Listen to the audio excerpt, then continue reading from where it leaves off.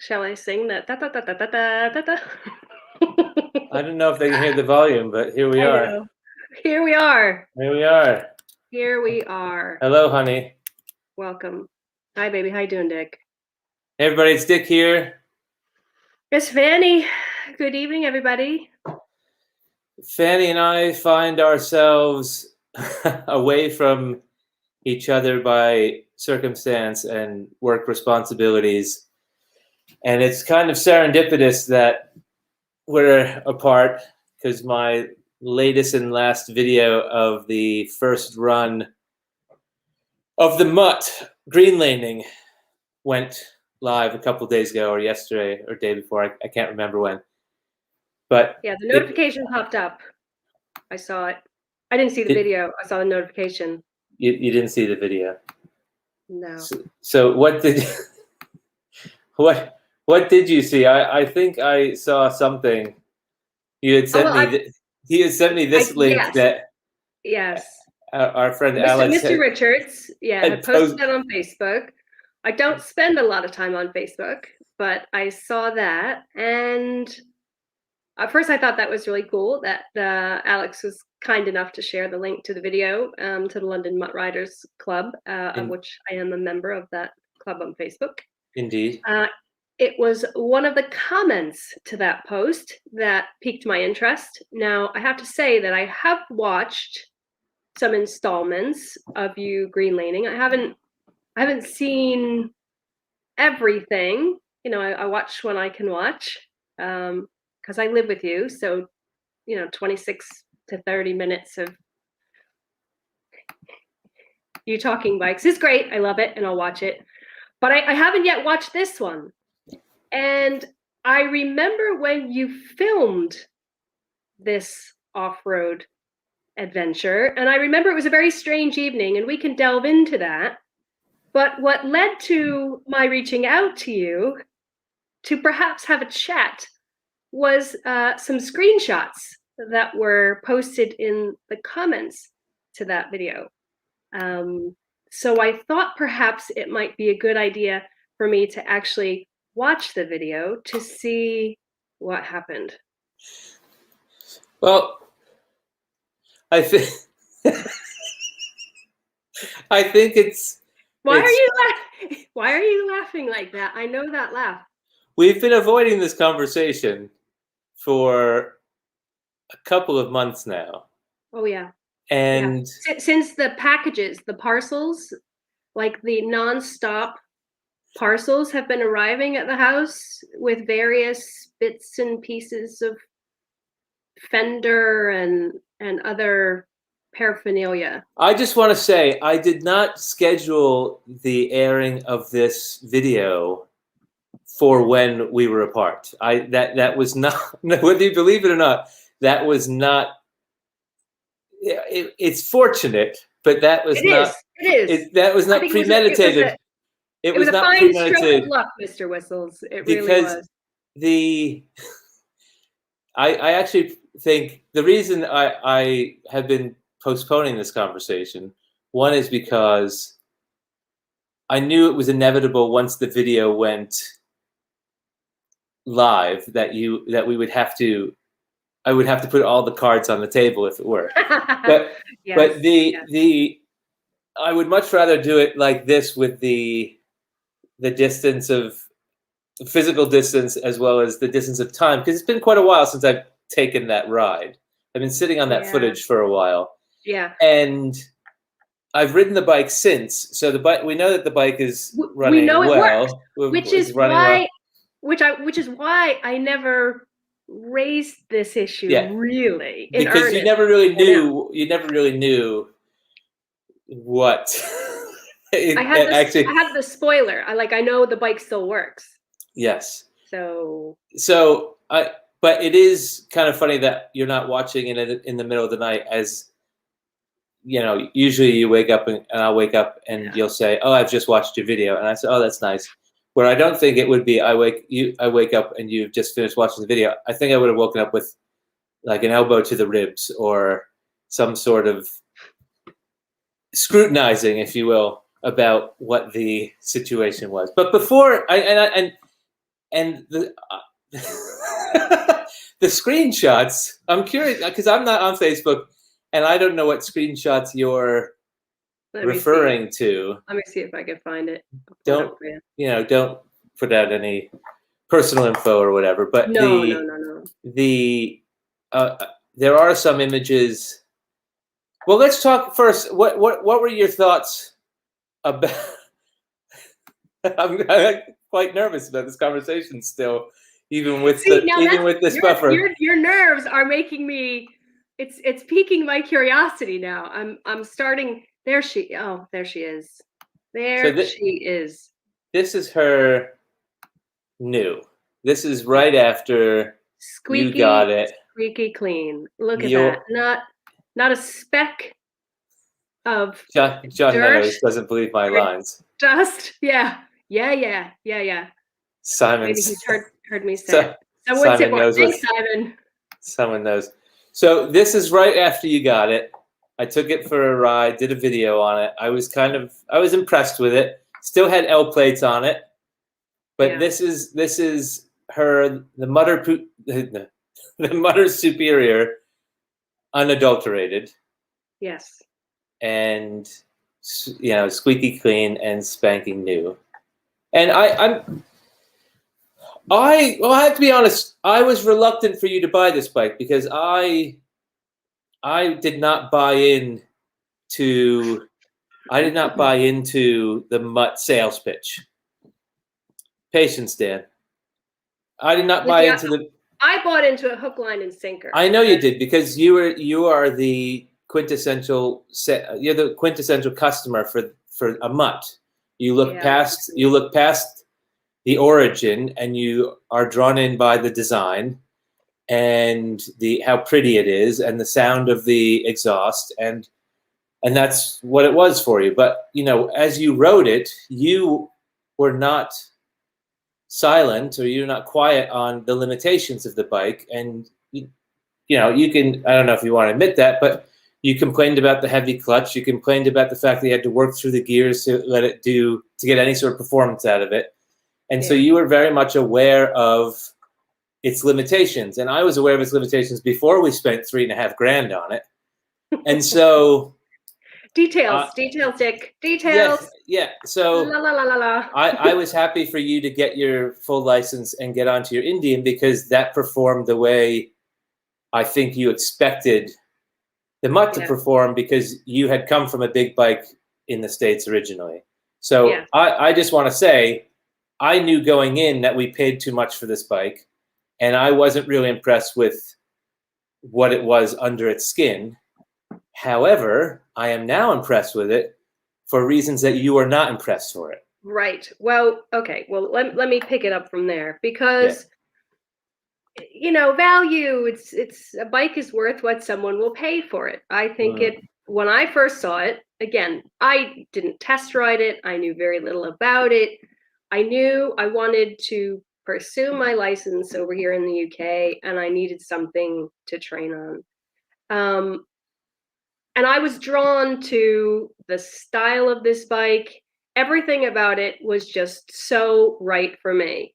Now, all the other bikes that were 125 and lower as far as engine size that I could ride with my L plates, there isn't a lot out there as far as what fits the bill. That's not a scooter. But B, this looks like a big bike. It has some teeth to it. It looks like you're not just puttering around on, with a learner's permit. It's got some balls to it. I like that. Hi, Paul. And at that point in time, I didn't know much about the value of UK bikes. So I saw this bike compared to the other smaller displacement bikes that I saw. And I thought, shit, bargain. And I can get it in like a week. Let's go for it. It's sexy. Go. And that's what initially attracted me to this bike. And the more that I rode the bike, yes, like you said, I think I've been very vocal. It became crystal clear that this bike has a number of strengths, but it also has a number of weaknesses. And for me, as a lazy rider, this bike takes some work. You know, it is what it is. It's not the Indian. It's not a larger displacement bike with more bells and whistles. It's a bike that makes you earn your stripes. Yes, So. and so when you got your Indian, I asked you, do you think you're going to be riding the Mutt much longer? Do you think you're going to spend a lot of time on the Mutt? And we actually considered. I didn't know it was a loaded question at that time, but it's a loaded question. We put it up for sale. We put it up for sale. Yeah, a couple people came to look at it, tried to dicker us down in price on it, and ultimately we said, let's keep it, let the kids learn on it.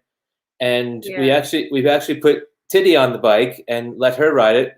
That's footage that I haven't posted yet, because I'm in a conversation with her about whether she wants it posted. But you know, she dumped the bike, and we told you when it happened that she dumped it, and she put her knee into the tank, and there's a nice golf ball sized dent in the side of the tank. And so I felt that if we were going to give it to a couple of learning teenagers and young adults, as they want to be called, and that it was going to get thrashed, and that it was someone else, you know, your daughter dropped as opposed to me, that was license for me to kind of put it into the working fleet. You're telling the truth, Dick. You did not come home and tell me that she dumped the bike straight away. You did say that she had a little wobble.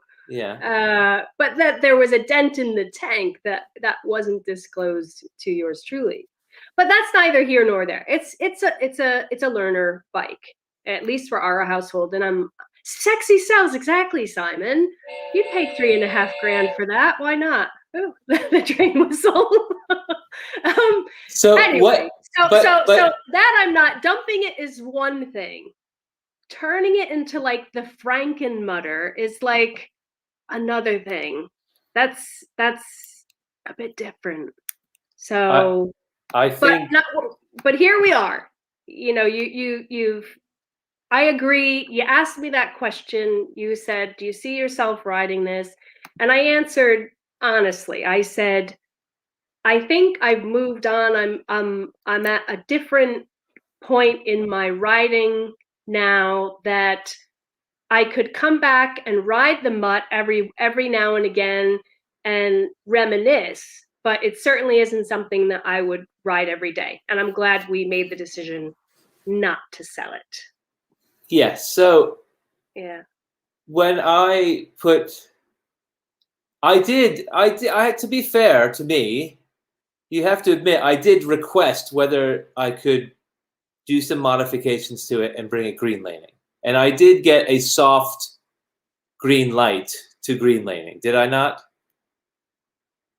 Yeah, but see now, when you say modifying the bike, I thought, you know, most of the modifications you've done on your other bikes, I guess I didn't think that it was going to be extensive. But to your credit, I know whenever I saw a new parcel come through the door with a fender or another bit or piece to bolt onto the bike, I know you always said, "I've got the original, don't worry about it. If I need to restore it back to its original, I can do that." So I rested easy with that reassurance and just left it there. I think most bike owners, when they do modifications, have it in their head, whether it be for a resale purpose or for some sort of hope and restoration, for a long time, if not indefinitely, parts are put aside for restoring it to factory. Whether you can't get the additional value on a resale when you put a more expensive exhaust on it, or you have to put it, or you have to put it back to stock just to get your money back out of it and sell parts on individually. I think most bikers I know hold on to pieces and will often say, oh yeah, if I wanted to, I could put that back to stock. And it's only after a number of years, or if they don't have the bike anymore, do they realize I don't need this set of forks to a 1980 XS 400. It's it's something. So I did have that in the back of my mind that if you wanted to make it your kind of little piece of jewelry as you look at most of your bikes, then we could certainly do that. Your little piece of jewelry. But I saw this as an opportunity to really run this thing through the ringer. There's lots of people who have these bikes for better or for worse, and I was a reluctant owner through you of these bikes. But in their defense, I'm thinking, if there's 1 billion people in China and 1 billion people in India, and they're riding Chinese-made 125s because they're cheap and they're workhorses, and you see them pulling bales of hay or the entire family on it, surely I could go across the Salisbury Plain on it and do a little off-roading, because I had tried Radar's CRF 250 and I got it in my head that I wanted a dual sport. And we had just gotten the Indian, and I think I had just gotten another bike. We had just gotten another bike, maybe. But it was not in the cards to spend $3.5 to $4 grand on a dual sport. So I figured we had this thing. It came with knobby tires. I'll put a high fender on it. I'll protect the handlebars and the engine with a couple of engine guards. I think when we bought it, we insisted that they put the bash plate on it. Not that bash plate can do much, but they put the tin bash plate on it. And I said, I'll make this my holdover dual sport until the budget rolls around or the time rolls around or Father's Day rolls around, where I can convince you that a new dual sport is the next purchase for the fleet. And in taking it out, I have to say it performed swimmingly. I have to really give it its props, and it really did a wonderful job, even with the low exhaust and the very thin tin bash plate on it.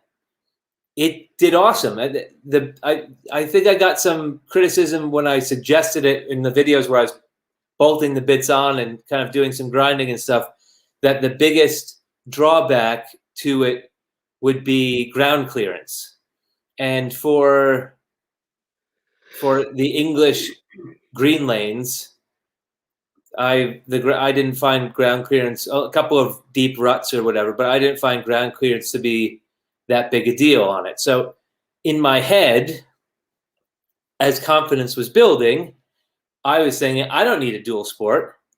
I don't need another dual sport. I don't need the CRF. I don't need higher, longer suspension or higher ground clearance. I could do most of what I'm going to do in my dilettante green laning on this Mutt, because it's really doing wonders. Even with the kind of faux TKC 80 tires and things, I see it, and I've seen, like I said, I've seen some of the installments, and I'm really impressed with the way the bike handles and what you're doing with the green laning and what we're seeing right now. That's kind of what I envision green laning is. I mean, we went on the off-road training course, which was fantastic. So with Superior Motorcycles, which was a fantastic opportunity for me to cut my teeth on this kind of stuff. So this looks really good, and I think I can definitely see why making the modifications that you made would help you with that. And I've seen some of the other, when you're riding Radar's bike, and you get in some of the more gnarly bits on the green laning, where you would definitely want a lighter bike, you would want better tires, you would want a higher exhaust, all everything that you've done to modify the Mutt. So it all makes sense, but it doesn't make it any less painful for me when I have my beautiful, sexy bike, and now it kind of looks like Tim Curry from what's it? The movie that I'm thinking of. Rocky Horror Picture Show. That's it. Yeah, Well, Tim Curry from the Rocky Tim Horror Curry- Picture Show. I Why would, don't you just slap a pair of like? but if you think fishnets if you think of all of Tim Curry's roles, the Rocky Horror Picture Show was probably his sexiest role. So yeah, you know, yeah, I get it. the devil in Legend, or But he was the butler in Clue. It's a bit of a hot mess. That character's a bit of a hot mess. But sometimes hot messes are just what the doctor that's ordered. Exactly it. You've turned my sexy stock Mutt into a hot, flaming, slutty mess. Sounds good to me, honey. Look at this. She's sloppy. She's not even holding it together. Oh, she's holding it together. Oh God, she's totally sloppy. It's right until actually let's watch this section here, because I think this is all right. This is what prompted this conversation. Oh no, is this it? This is it. So, and what's funny is and we don't have any audio here. The other thing, just a second. The other thing about, again, think of this echoing, your voice echoing in my mind, Dick, about, well, I could always get the bike back to stock if I needed to get it back to stock. We can. No, I get it. I'm just from that money shmoney yes, I agree. But I'm worried about, these are the kind of bikes where if you're in a heavy rainstorm, the turn signals stop working. Or if you're going, 67 miles an hour, your Speedo is doing flip-flops, or good luck with it. It's a beautiful bike, but I gotta admit, our bike, we've been fairly lucky with the performance of our Mutt and haven't had any of those issues. But if you go on any of the forums and even on the Mutt Riders group, you'll find tons and tons of people complaining about the little idiosyncrasies of these bikes. So which is why put a pin in so, which is why doing a series of videos beating the absolute shit out of it is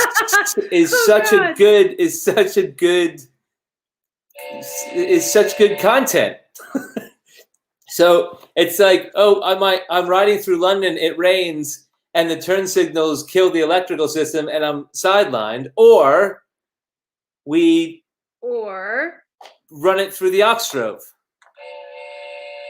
Okay, now you stopped the video. I did because should I be bracing myself? I kind of feel bad that there's no audio through this application, because it adds. Let me just say. So is this the lead up, or if you hit play, am I going to see something that's going to make me cringe? Because can I just say? So is it when you hit play on this video? Am I going to see something really horrible, or what's the time code? Because I'm looking at what's in front of you, and because here's why I asked. I'm looking at what's in front of you, and it doesn't look that bad. Okay, let's watch, and we'll see. Now, right before, since you haven't seen the video, I'll give you a little context. Right before this, I said to Radar, "You lead us out." Right. And he said, "Nope, go ahead. I don't want to slow you down." And I said, "Any advice?" And he said, "Nope, just keep doing what you're doing." So, wait, are you trying to blame Radar? No, I'm not blaming Radar. I'm just saying that this was my first time on this trail, and I was leading us out, and I was leading for a lot of the day.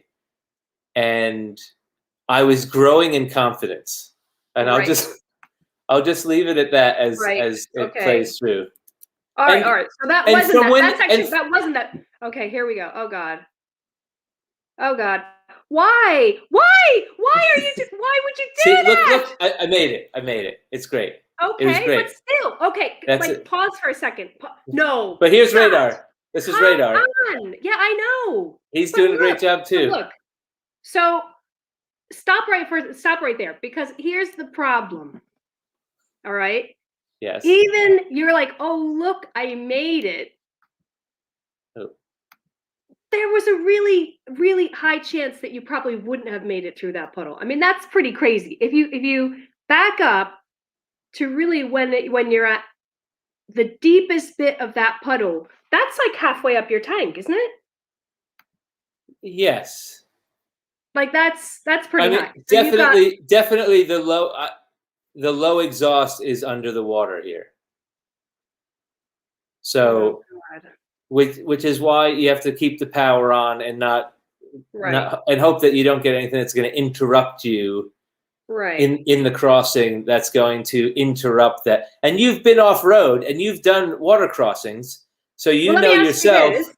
Yes. So here we are. But at one point, was there any point where you thought, oh shit, excuse my language, this could go seriously wrong? Like, what is going through your mind at this point in time? Because I know what I would be thinking, and I probably would have thought it about 15, 20 seconds before entering that puddle. But what were you thinking at this point in time? Well, as an experienced rider, I'm thinking steady throttle, steady throttle.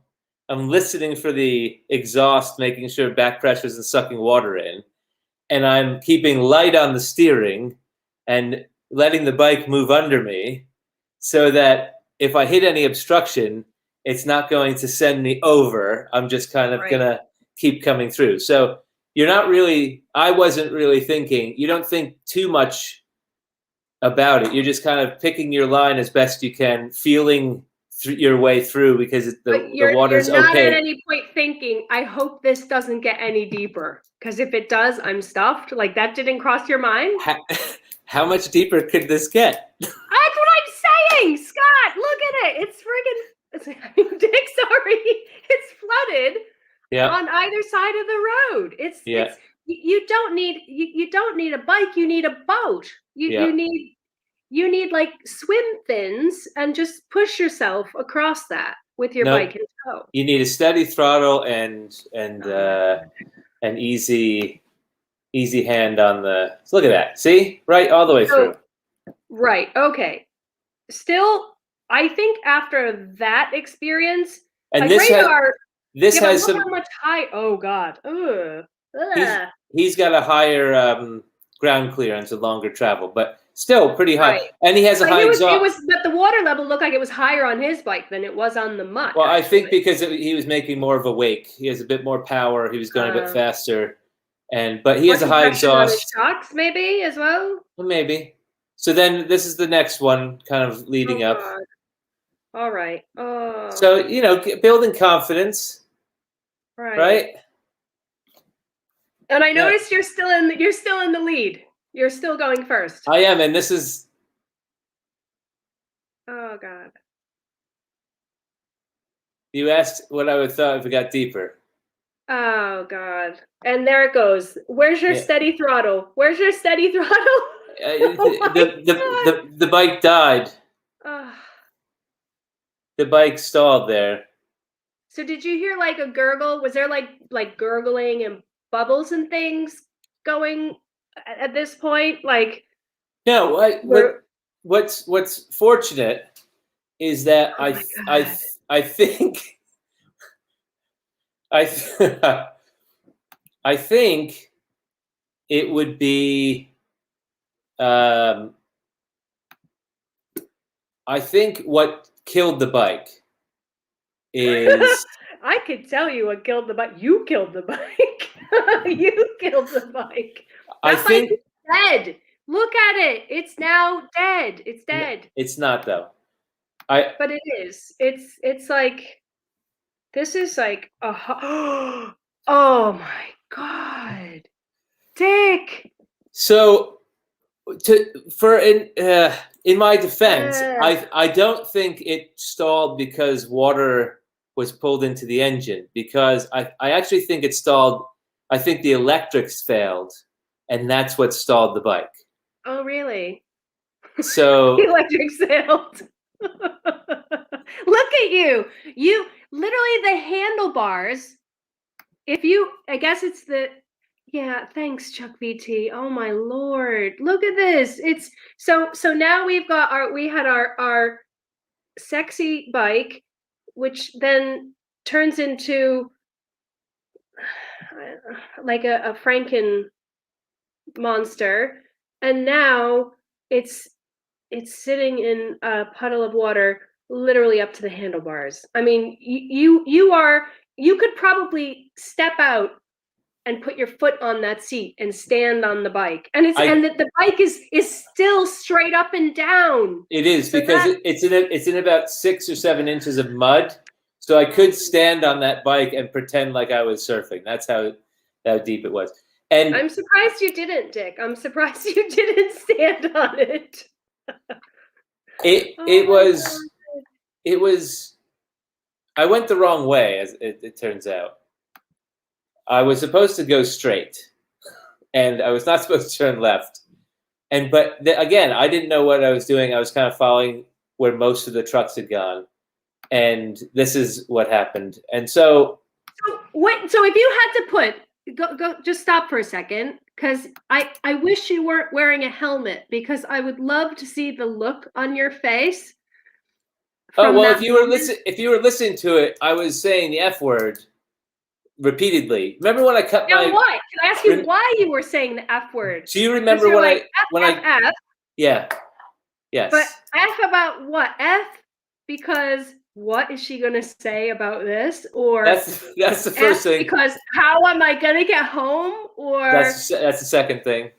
F, this was a really bad idea. I never had the "this is a bad idea" thought cross my mind once. All the above. What? It was, what's she gonna say, and how am I gonna get home? It was those two thoughts. However, I've never regretted riding a motorcycle ever, especially into a deep thing of water. But I think the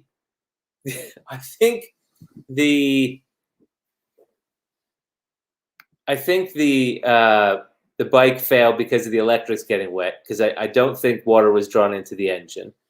And I didn't try to start. You can watch. I mean, you don't have audio, but you have to watch this back when you have a chance with audio. So I went right. God, look at you. Yeah. Look at you. See, right now, you should have been on the phone to me saying, honey, we got a problem. Houston, we have a problem. I didn't realize at the time, but my phone was in my pocket when I climbed back into the water. I know. Which is probably why your phone didn't work and we had to replace it. Yeah. My phone. Look at that. My phone died, but the bike didn't die. Camera 2 coming in. Woo. The other thing too is I didn't realize that the battery was still on, even though the electrics killed the engine. The headlamp was still on, so the bike could have been the battery right now was draining. So the I could have had a dead battery and wet electrics and possible water in the engine. But what we did was I didn't turn the bike back on, honey, and we put the front wheel up on this berm that is being flattened out as GoPros do. Let's just stand it up. Ugh. Yeah, exactly. So watch what happens. It drains the water watch the water coming out of the exhaust. I can't even. You see I can't even. So all the water is draining out of the exhaust. Hey, honey, let me get your bike back to stock. Hey, Dick, I want my bike back to stock. Okay. Oh my God. Yes. So it was. It was. Mike says it. Mike Skidmore says it all. And Paul is thinking, if the precursor to the last video was it. I have to ride this. I have to ride this 2 hours home. So. Radar's checking the camera was foobarred. Look at that. Yeah, it was a situation. So situation. The EFI was flooded. The electrics were flooded. We What's funny is at the time I didn't think I had a spark plug wrench with me, but I did. So when I was on my way thank home, God. I didn't check them here because we checked the sight glass and we didn't see any water on top, even though that's not reliable. But I didn't turn the bike on. We drained the bike out. I did check off camera. I did check the air filter, and I squeezed it out, but it wasn't saturated. There was no water in the air box, which are things that you have to look for. So wait a minute, because I remember you came home that day quite late, which was fine because you had a long way to go to get there. And I know green laning, it never takes as much time as you think it's going to take. But I remember you spending a lot of time out front with the bike when you got home. And I kept asking you, I'm like, what's going on? And you're like, oh, I'm just moving the bikes around and just making space outside. Yeah, I was changing the oil, and you were changing the oil. Yeah, a couple of times. So I was changing Wait, the oil. Wait a minute. You were changing the oil a couple of times. I took out the air box. I took out the air filter, brought that inside. I removed the battery. I was drying out the battery. Sorry, I gotta. Yeah, it was. Okay. I'm crying. This is. Oh my God. But so look, why didn't you? But why didn't you come in and tell me this? Why didn't you come in and say, "Honey, I got to change the oil a couple times. Look at that." Like. Well, it wouldn't. You wouldn't really. You don't like getting involved in the maintenance of it. You just want your bikes to work. So yes, I wasn't going to get into the nitty gritty of how to make sure that your engine doesn't hydrolock.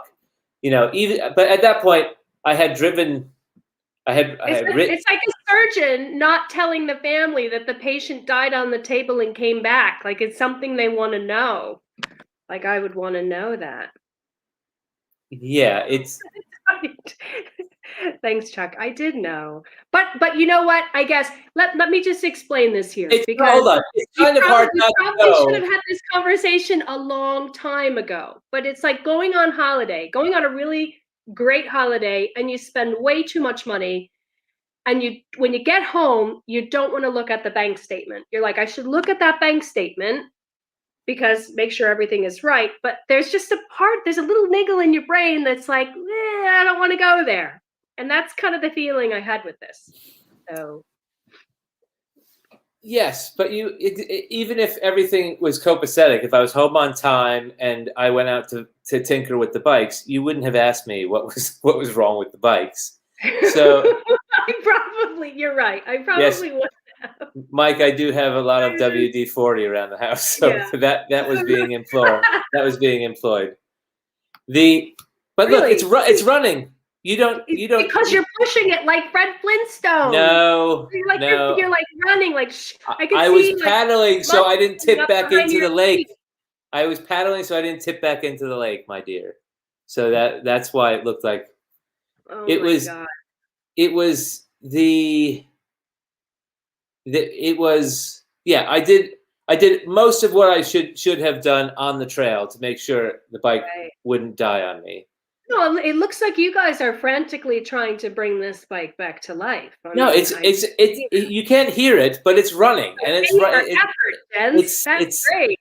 It sounds good. It's gurgling. It's like. But it does have a little burble. Like a little bit of burr in there. Yeah. So. It sounds like a 1976 Chevette. It's just like. No, it still sounds like the Mutt, but the Mutt always had a bit of a rattle to it anyway. Yeah, but anyway, well, you know what? You really have to thank the motorbike gods for this one, Dick, because especially with the bike we're dealing with here, a Mutt, and all that comes with being a Mutt owner. Yes, agreed. Yeah, like you really lucked out, which kind of makes me want to go outside now that you're not here and turn the bike over and see if it actually starts. actually, you should. Maybe. I bet you the bike can shit the bed. I bet you. No, the only thing that concerned me was that the flooding of the bike made the stock O2 sensor shit the bed, and it threw a check engine error. It threw a check engine error that meant I needed to replace. The only replacement I needed to do on that bike after this incident was a new O2 sensor. Can I ask you a question, Dick? Sure. Has that O2 sensor been replaced? It has, but I haven't cleared the fault. I have to go to. Yes, it has. Yeah. It has, really. It has because I went outside and looked for the O2 sensor right now. I would see a brand new O2 sensor on there. Yeah, there's no O2 sensor, and actually, you just said, "Oh yeah, right." There's an O2 sensor. I'm not. You'll see the new O2 sensor, and you will see a high exhaust, which Ian welded with / for me for the next time we go looking for deep puddles.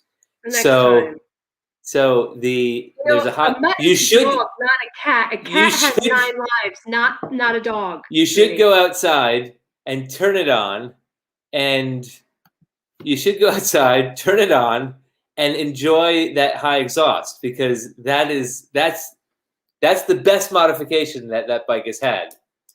Not the engine guards, not the handlebar guards, the high exhaust. I can't wait to go riding with the high exhaust, and it's a tad quieter, because it's just like, what is going on here with this game? This is like enough of this.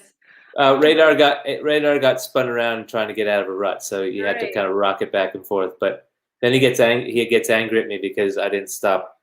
I was afraid to stop because I didn't want the bike to die, so I had to keep. You know, I kind of wish we could go back in time and have you make that call. Like, if that bike didn't start, what that call would have actually been like what you would have said to me, and how you would have gotten home. And I wonder how I would have handled that situation if I would have said, "Oh, but yes, come on, we've been in this situation before. Come get you. We've had this conversation. We've had that call before. We've had that conversation before. Yes. We've had the "How are you getting home?" before. Not with my bikes. No, because I ride new bikes. I ride new bikes. Oh, except for the Indian, which totally shit the bed on the first ride. I know. Let's take the Indian through a pond and see what happens. Oh my God! No, let's not. Let's not say we did. I forgot what I was going to say. No, well, look, I wish, like I said, part of me, but that'd be a glutton for punishment, is if that bike actually died and you had to call me, and it would have been even better if you couldn't get the bike out of, if it had just sunk into that mud and you had to call a recovery truck to. That's a good point. Tow you out. That's a good point, because that mud was very, very deep and very, very soft, and it's another testament to why I think the Mutt is my green laner. Because if I had brought my GS through it, or if I had brought my Transalp through it, we would have pulled the plates, scratched off the VIN number. I would have done pillion on Radar's bike back to his house. and I would have borrowed, and we would have left it in the hole, because I wouldn't have been able to get it out. We wouldn't have been able to get it out because it would be so heavy and so deep. And so it's another testament to this bike being so well suited for these kind of old ox droves, Jeep trails. It's definitely not an MX bike. It's not something that you pull wheelies on or, go through Utah with. But if you went slow enough, you could certainly go through Utah with it. It would probably do better than those guys who are bringing cubs through the Tat or the Tet or anything. So I am really sold on the Mutt as our green laner. And if you want, I don't think you're going to ride. You know what? Go outside tomorrow and ride that Mutt. Go for a ride on the Mutt. And if you tell me after you ride on the Mutt for 20 minutes that you're like, I want this bike back the way it was, I will get it back to factory for you. Okay. Because, or I'll buy you another new one. After I look for the oxygen sensor.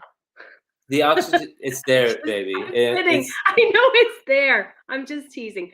No, honestly, I'm shocked that the bike is survived that. I really am, because especially with everything that you read and hear, and like I said, I think maybe we just have like the Wonder Woman or the Superman of Mutt bikes, because this thing just takes a licking and keeps on ticking. I mean, it's just amazing. So yes, I am really excited to see that it survived that. But she'll never be the same, Scott. Stop calling me. It's Dick. Sorry, Dick. Batman. Everyone knows Batman's Bruce. You gotta stop this shit. Sorry, Batman. Yeah. Anyway, she'll never be the same. No, she'll never be the same. But I think she's better for it. All right. She's experienced, and she's out. She's seeing the world.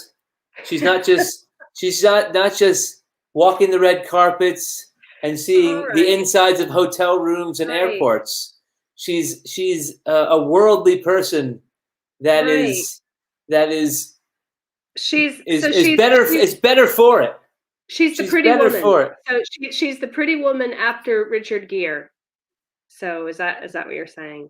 No, she doesn't need Richard Gere. She's doing her own business. She's Oh my God. Yeah. No, but look, you have these celebrities. You have these celebrities, and all they do is everyone wants to be a celebrity and everyone wants to be famous, but they're all just, hotel room to, convention center to movie set to airport, and they never see the world. The Mutter Superior is I would take this bike. Looking at that still, yeah, she's seen the world now. She's a worldly lady. I would put a carburetor on her and I'd take her around the world. I would that would be awesome. And you know what? If we clean it, like look, Simon says it just needs a really good clean. We clean it really good, we could sell this and no one would know anything. It's like those flood cars from Katrina. They all were sent north. They were all sent to the Northeast, and it was like one owner, low miles, and they were all just Katrina cars. This is just our Katrina bike, so she'll be fine. And there's nothing. Right. No, listen, hey, if it survived that, I think it can survive just about anything for at least probably another year and a half, I would say. Yeah, it's gonna be fine. It's gonna be fun. I know. I think you're right. I'm just, I do appreciate the fact that you have taken a bike that is not meant to be traditionally in that type of riding, and you've put your mind to making those tweaks and adjustments to suit that bike for your purpose. So that I am really pleased and proud of you. But I do say, Dick, like I just get a bit sad that it's not pretty anymore. It's not as pretty anymore. It's just not. I could bring it back. I'll put it back to showroom, and you can buy me a dual sport. No. Oh God, no. God, no. I think I think it is. I think you're right. It's evolved. It's evolved into something greater than it was. It's just definitely, you have to I have to look at it with new eyes now. And you're right. And I'll take you up on it. I can't do it tomorrow, but I would like to ride it. Not like that, but I would like to ride it and see what you're raving about. And Because that, I took your advice when we were looking at bikes, and I stepped out of my comfort zone as far as the type of bikes that I was interested in test riding, and I was really surprised by the results. So I think this might be one of those cases that and I'm actually, I think you'll like it with the high exhaust and the longer rear suspension because it really changes the stance of the bike, and I yeah. think it'll feel like less work because with the same size front and rear tires, you're kind of and on that like 125 that you're running through the gears, this makes it a bit more roadster. It puts up the back, it compresses the front wheel a little bit, makes makes the steering a bit more responsive, and it really makes Yeah. the bike more fun in terms of even just adjusting the length of the rear suspension. So I would recommend you ride it, but I also Yeah. think that you're going to ride it and be like, I'd just rather ride my Indian because I can't imagine an opportunity, a time where you are walking outside and you go to grab your keys for your bikes and you're like, I think I'll ride the Mutt today. I can't imagine any instance where you go, Mutt, Indian, I'm going to ride the Mutt today. No, So and that's why when you asked me that question when I got the Indian, my answer was no. I really don't see myself riding it every day, or even if I had to pick a set of keys to ride, I would pick the Indian hands down every time. But I would feel comfortable knowing that my beautiful bike was there if I wanted it, and that other family members could ride it as well. Oh my God, that's yeah, really look at you. you have to Oh understand too Lord. that this is the winter. That was cold water. So I it know. Well, was, that's a bit of karma for you, Dick. That's a bit of karma, really. So, yeah, I'm all for but I karma. guess you know what? I think the lesson of this whole experience is that the best way to make up for it is really just to get me a Triumph Scrambler now.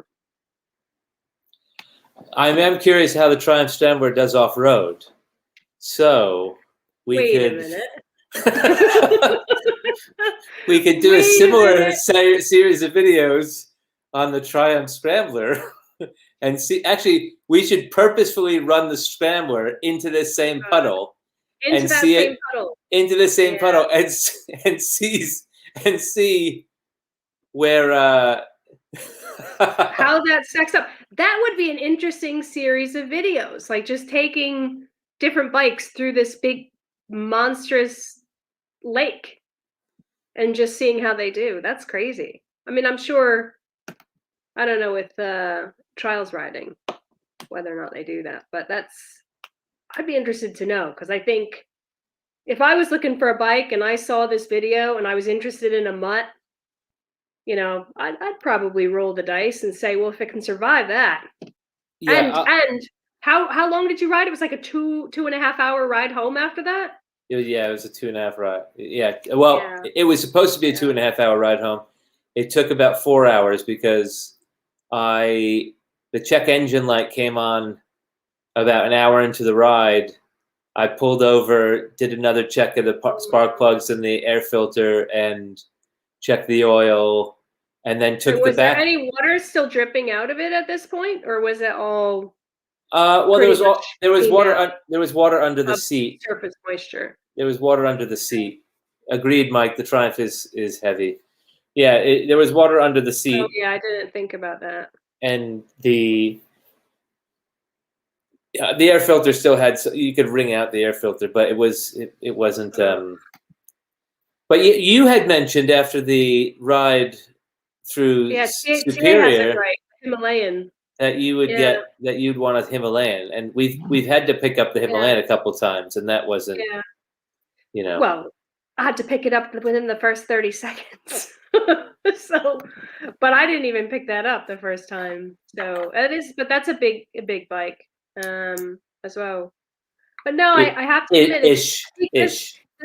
this whole experience, well, for me, this whole experience, and now I can look back and I can laugh about this because See, I feel because it was vindicated. pre-lockdown. It was pre number 3 lockdown 3. So you can look Yeah. back, and when we were Well, actually able to go out and go motorcycling, you could say, oh, a bad day motorcycling is better than a good day in lockdown. So but I feel vindicated because watching this video, and like I said, I can't see. I'll have to watch it to see all the F-bombs because I'd be interested to see what you say and when, but I wish I could see your face because I'm sure you probably had to change your trousers, your pants after that one. How, like, is this bike going to make it home, and how am I going to explain this to Fannie?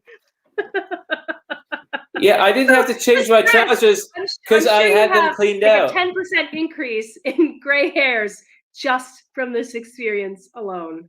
Do you remember when I cut off these 3 fingers? Yes, I remember. And it was fuck. Yeah. That was the same reaction when I dumped the bike in the puddle. It was the same script. Fuck. Yeah, So, yeah.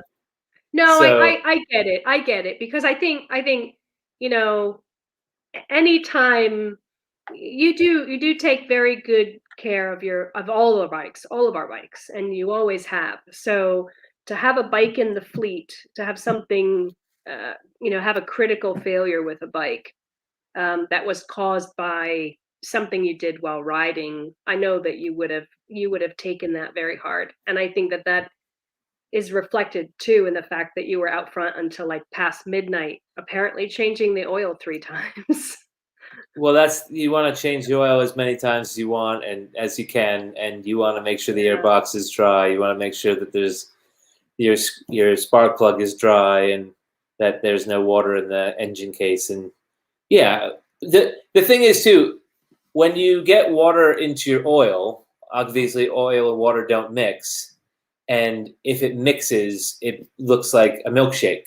And amazingly, and it's another testament to this Mutt, is that when I drained the oil, when I actually got home to drain the oil, it was perfectly, it was textbook oil. It wasn't there wasn't any foaming, there didn't seem to be any breakdown of it.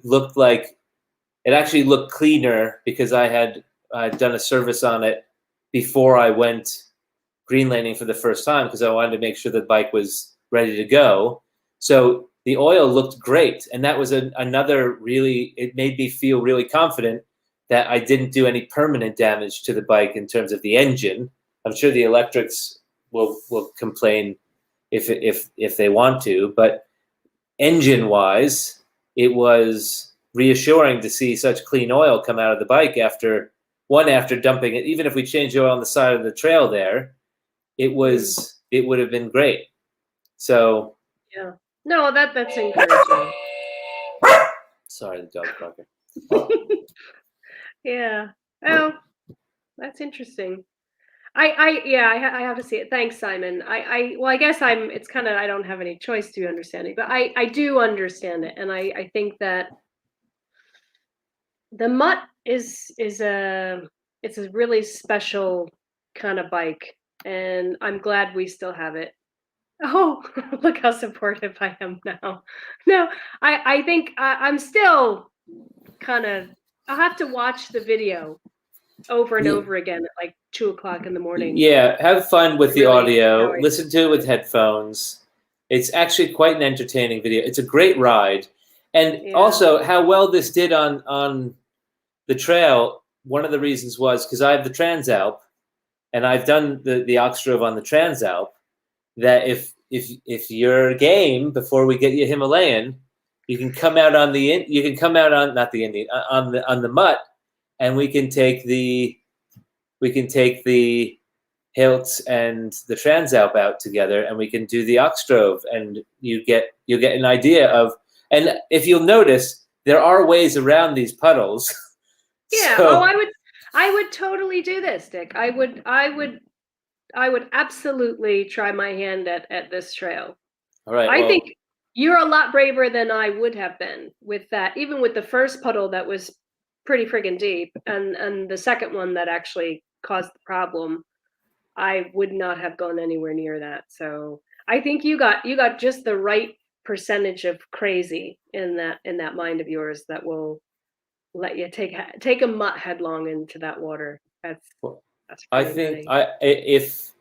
if you don't want after your ride want it back to stop, then we're gonna go a little further down the rabbit hole with this mutt and see what it Oh can my do. god. Because How much farther down in the rabbit hole can you get well, with I'd like to see. I think the Honda Verado, the Honda Verado front forks, which are longer suspension, will fit in the yokes, and I think it would be interesting to put longer front suspension on it, and that would give a higher ride height, and it would be a little more travel, so I could ride it a little more aggressively. And there are some trails that are a bit rockier that I want to take them on. They're a bit more technical. So yeah. front suspension I'm looking into, and well, we did the high exhaust, not too far, but I think I'd like to try it on some harder trails or on some longer days, longer runs, or even on a bit of a kind of part of the Trans-European Trail, and see how it goes. Well, I guess they say if you love something, you set it free. And if it comes back, then it's yours. I just am afraid that when this bike comes back to me, Wait, I thought you were talking about me and loving me, because no, not you. I've always come back. I'm I talking always about come the back. bike. This isn't about you. It's about the bike. Well, the bike's there and I'm not, so we'll see if I come back. I know. I just gotta look for the oxygen sensor. No, hey, it's See, it's I not looking think for the oxygen sensor. It's me. The trick is making me show you two oxygen sensors. no, I You, just said an oxygen sensor that looks new the because old, certainly nothing on that bike looks new now. oh, I didn't buy a Um, new oxygen sensor. I just bought a working oxygen sensor. I bought a used one, just not broken. you bought a used oxygen. YouTube Pre people, YouTube family watching pre-owned. this video, is that even possible? Can you buy a pre-owned oxygen sensor? And would Yeah, you? sure. Yeah? Yeah, Why? because Why wouldn't you buy a new one? let's say someone has a mutt and they T-bone it into the back of a cab and they bust up Right. the front end. And so they're breaking down the bike and they're selling off the parts because it's been written off in insurance. It's a completely fine engine. It's a completely fine rear end. It's completely fine oxygen But could you? sensor. But you're like, why didn't you buy a new one? Like, is that why? Because there were a lot of hushed phone calls to the Mutt headquarters in Birmingham. Yeah, because Is that what you were trying? Mutt wanted 80 or 100 quid for an oxygen sensor, and I got it for 40 quid off of eBay. But Someone who's breaking a bike. My baby's worth 80 quid. She died on the table, and you brought You, her back, and now you're giving her a used oxygen sensor? but you realize that they also wanted 80. They Junker, yeah. also wanted 80 quid for a side panel because I didn't want to use the original side panels. They wanted No. 80 quid for a side panel. Are you joking? I got it for 20 quid from Lex Moto. And thank the Lord you changed the seat before you did this, before you experienced these hijinks. Because if well, even though I had my issues with the factory seat, but yeah, I can imagine that thing was just a horrible experience to ride all the way home on. Like it must have just sucked up all the water and Everything. I was so wet. It couldn't. I know. It could not I don't know have. how you kept boots on your feet. That's like it's pretty horrendous. Well, the boots were filled with water. If you watch any of the series, you'll see I had boots. I had water in the boots. Yeah, it was so soaked. Everything was wet, so cold. I had inverted penis by the time I got home. You know, It was I think I do remember. I saw that. yeah. Yeah. I saw that. Or you didn't see it. Yeah. Yeah. I was like, wait a minute. What happened? Yeah. There was Oh, that's no love in that night. But anyway. No, because you So were outside with the bike until I after. was giving TLC to the bike. Did you do that because of your inverted penis? Yes. You stayed outside. I was just staying outside till it grew back. I Because was you like an didn't want me to iguana ask who you lost. more questions. I was like an iguana who lost his tail. Just needed to wait for it to grow back. God. Anyway, I'm glad we got through this without too many. Oh well. Well, this is YouTube, so You're behaving yourself. Be really hysterical. You're behaving yourself. Yeah. No. And all in all, I think it's. I think down deep, I knew I'd lost her when you asked me that question. I know you too well, Dick. I knew what you had in mind, and like I said, the packages of fenders and guards and everything, and Before we go, I want to say that because there are so many companies in the UK that are importing these Chinese clones and doing such interesting things with them, like each company is trying to find a unique way of doing something to these clones, that there is a growing market for, I wouldn't say aftermarket parts, but if you realize that your Mutt is the same as this, whatever heritage model or whatever Lexmoto model or whatever AJS model you have, there are some really interesting things that each of these companies are doing that you can hobble together any sort of customized version of it that you want. And so I'm still looking for, teethy or toothy foot pegs. But other than that, I was able to get engine guards that were used on the MASH bikes out of France. I was able to get, what else was I able? The rear shocks came off of a Sinus. So I think there it is again. The luggage racks that I use as crash protection on the back, I think came off of the I forget what it came off of. Anyway, so there's some really interesting things happening to these bikes, and it's opened up a whole new window of opportunity or possibilities to making these bikes more capable and also customizing them and not relying on companies like Mutt to make them look like Triumphs. So you can buy, a Mutt with a Mutt paint job and 80-pound side panels is 3,500 quid, and Lexmoto is selling the same model, albeit not as sexy as you would like, for I think 12 or 15. So for more than half of the version, if you're willing to do a bit of work yourself, you can get onto one of these bikes and make it what you will. And so I think that's why these are so popular, and I'm really encouraged by all the parts that are becoming available if you do some homework and digging.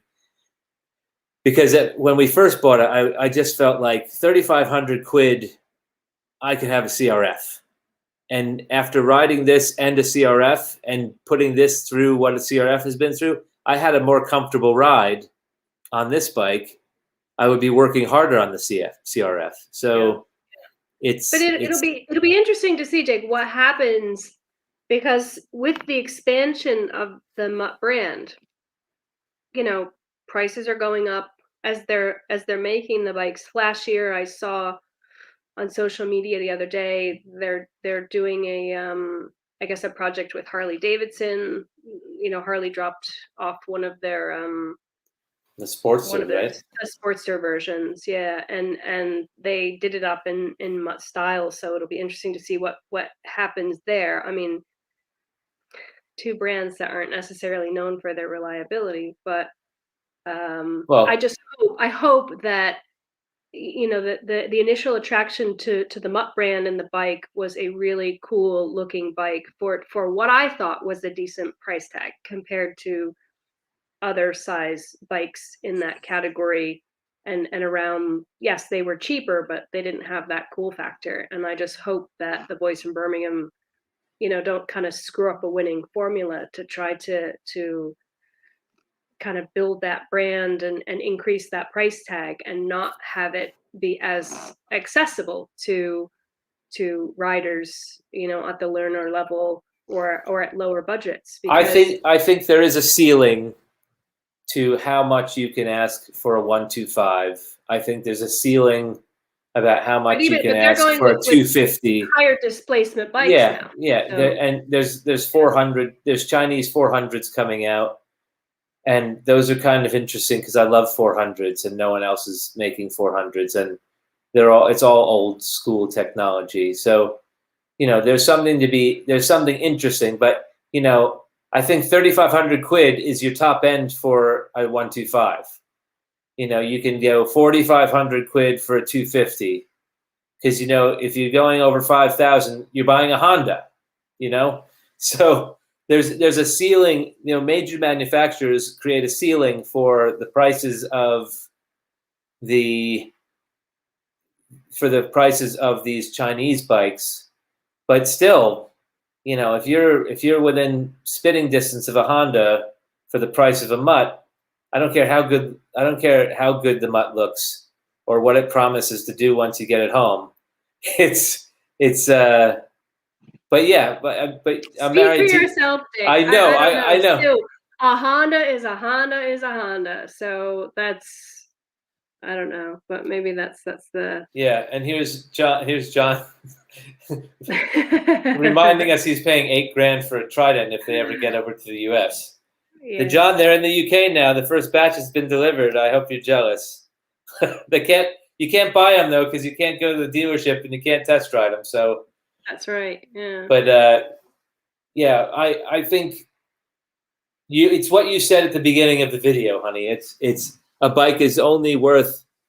It's not only worth. It's worth what someone will pay for it, and you paid 3,500 for the Mutt that I wouldn't have paid. So, but now that we have it, I'm gonna use it. I'm gonna run it's worth its weight in gold. I'm gonna run it into the ground. All right. Like I said, I think I just have to be resigned to that. But I'm watch this space, because it'll be interesting to see the life of this bike and how it evolves. But I totally get your point of view, and having seen what happened, like I said, I just kind of wish that it did get stuck and that you had to call me, because that would have been a whole interesting experience in and of itself.